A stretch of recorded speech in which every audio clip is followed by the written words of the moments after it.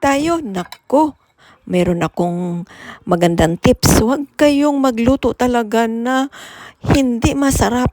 Kasi pag masarap, simple pero masarap, mabitamina, ay mag-benefits din ang ating katawan nito. So, maging happy mood pag ang kinakain mo ay mabitamina. So, ngayon dahil happy mood, ang katawan mo ay happy din.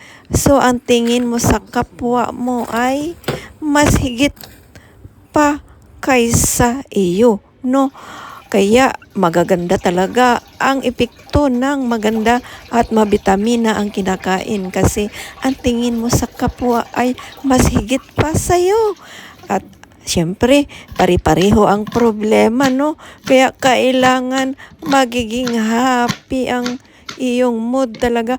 Ang tips ko lang ay kumain ng masasarap at mabitamina para ang katawan mo ay happy mood at ang tingin mo din sa kapwa ay happy.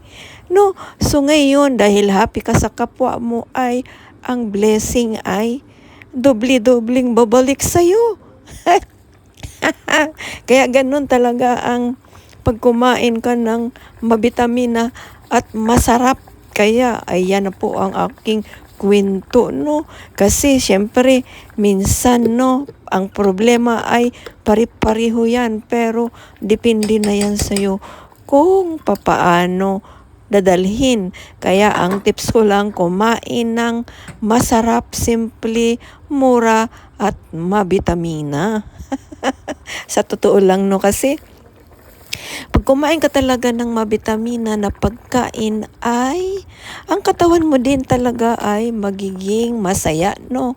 Kaya kahit saan ka tumingin ay masaya ka, wala nang pangit sa paningin mo. Ganun ang epekto ng pagkumain ng masarap, no? Thank you for watching.